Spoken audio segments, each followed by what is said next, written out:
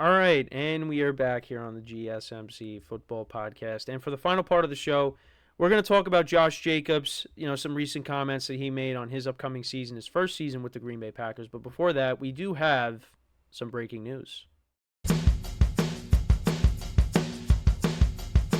All right, so Josh Allen of the Jacksonville Jaguars, he's changing his name to Joshua Hines Allen. So I just thought I would break that news. I saw that on Instagram as I was checking my phone during the break.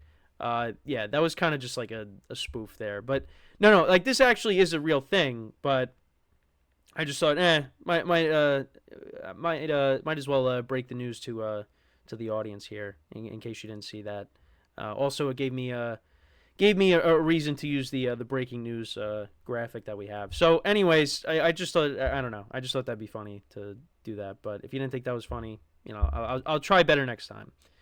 Anyways, so back to the original topic, Josh Jacobs.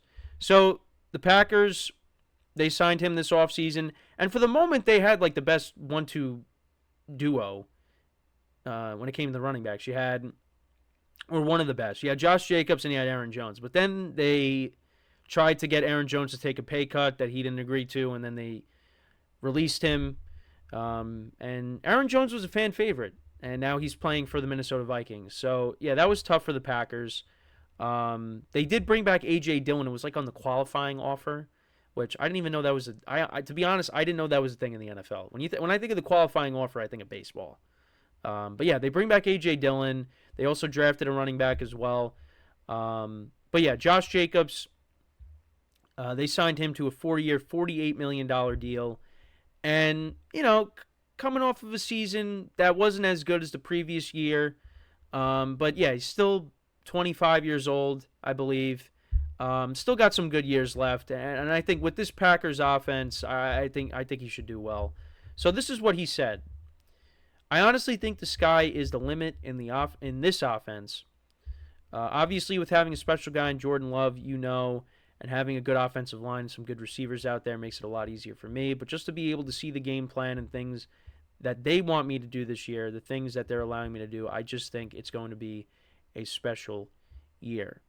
And he also said just to be able to come out and actually show that I can catch the ball more, not just that, but trusting me enough to be able to pick up protections. It's just so special when you got a guy like Jordan Love back there and you can't really just load the box every play and you make defenses decide what they want to stop. I think that's going to be the biggest help for me this year. And he also said to me, just from what I've seen, talking about Jordan Love, from what I've seen, he has all the traits and all the tools to be a superstar in this league. I think that as he keeps continuing to play and gets experience and becomes more confident in his abilities and what he can do, he's going to be the next superstar in this league for sure. And then he also said, I can honestly say that as I'm getting older and I'm playing longer, I have a real goal of legacy. I think that's a big thing, wanting to play in important games, play in the playoffs, make a deep run, and, play in that game if we get there. That's big for me. I think that's the most important thing. So, yeah, he's actually 26 years old now. He said, I'm one of the oldest guys on the team.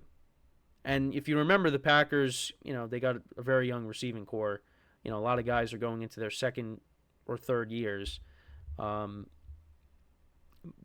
Josh Jacobs said he's one of the oldest guys on the team. I don't take that really lightly, coming in and you're seeing these guys, especially these young receivers, on the cusp of being A players in this league, and being the face and being in a household staple and being able to help guide them and teach them little things about what I do or what I see to help them elevate their game to the next level. I think that's a part of the reason why they brought me in here. And then he also joked about trying to recruit Devontae Adams and bring him back to Green Bay, but that obviously is not going to happen. But yeah, so he did have a lot to say, and I actually wanted to pull up Jacob's stats because he had a monster 2022 season. Last year, not as good. He got 805 yards rushing and 6 touchdowns. He only played in 13 games last season, but the previous season, he had a breakout year. Played in all 17 games, carried the ball 340 times, had 1,653 rushing yards, averaged 4.9 yards per carry, 12 rushing touchdowns. Had a monster year in 2022. And, talked about being a pass catcher, in the quotes that I read, which I think is very important. And also, being involved in pass protection, of course, giving Jordan Love extra time to, scan his progressions, find the open guy as well. But also, I guess a little bit from what I got from that is, kind of just being a mentor for these younger guys too. Kind of being the older guy in the room, even though he's 26 years old, he's 2 years older than me, and I think that's important as well. And, this Packers offense, it's going to be really good. It's going to be really good. And I know I've done some segments on them. They're still working on getting a deal done with Jordan Love, trying to get him locked up long term. And I think that's a matter of when, not if. They are going to reach an agreement with him.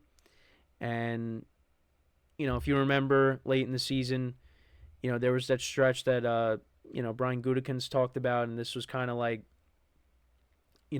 what Jordan Love was going to be evaluated on, and he really stepped up to the challenge. He played really well down the stretch. The Packers got into the playoffs. They won a playoff game, and I also talked about how last year, they were trying to learn this new offense, and Jordan Love, this is his first full year as a starter. So there were there were some growing pains. There was that rough stretch in the middle of the year, losing to the Raiders, losing to the Broncos. But now they're kind of past that.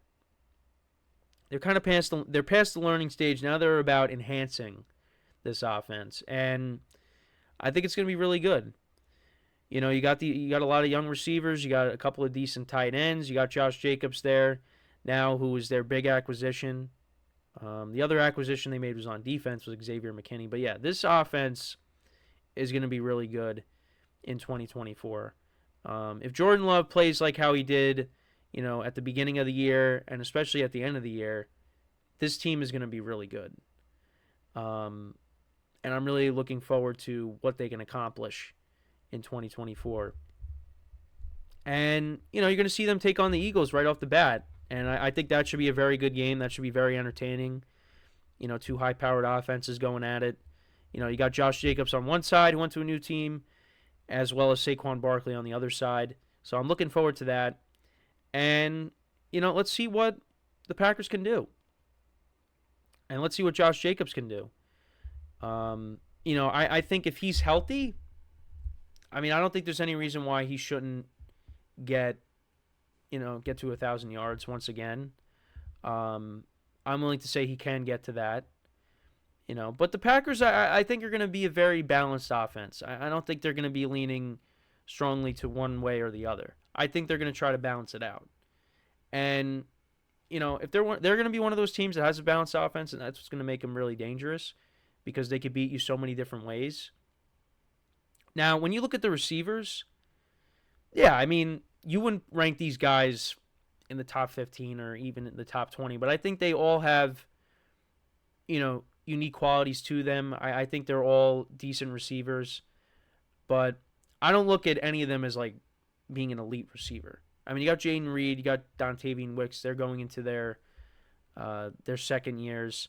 You got Christian Watson and Romeo Doubs. I believe they're going into their third year. Well, yeah, they're going into their third years. But I don't look at any of them as being like top tier wide receivers. I think they're all solid receivers, but I don't think that they're elite wide receivers just yet. Christian Watson, his rookie season, he looked like he was going to be the guy, and he still very well can be the guy. It's just what happened. He kept dealing with injuries, So I'm curious to see how they all are now. Another year in the system, another year with Jordan Love as a starting quarterback. But yeah, they're going to be a balanced offense, and they are really going to be a problem for a lot of teams. So I'm looking forward to see what they could do. Josh Jacobs, like I said, 805 yards last year. I think he could get more than that. And then what did he have with rushing touchdowns? What was it, 6? Yeah, he had 6 rushing touchdowns. I'm going to say he goes over that. We're gonna bet the overs. Well, I'm not saying I'm actually gonna bet them, but I'll say Josh Jacobs gets over 6 touchdowns and over, his rushing yard total from last year. I think he's gonna have a better year, but only time will tell. And we're gonna put a bow on the show for today. Thank you guys for tuning in to the show.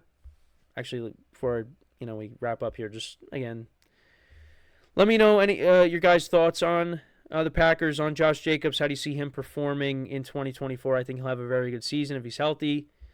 But yeah, we're gonna end off the show right here. Again, thank you guys for tuning in.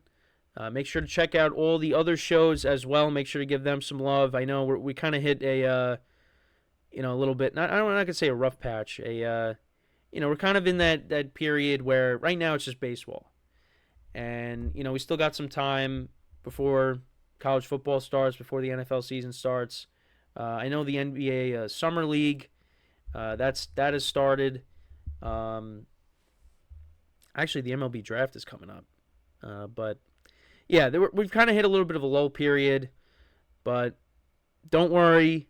At some point, it's not going to just be me talking about players making comments on things and contract rumors and things like that. We are going to get to actual games at some point. Because, it's been hard at times to try to think of things to talk about. That's why we started doing the schedule breakdowns. And I might be doing some sort of rankings once we finish off the schedule breakdowns. So stay tuned for that. But yeah, that's pretty much it for the show for today. Again, thank you guys for tuning in. Check out all the other shows. And so that is all the time that we have for today.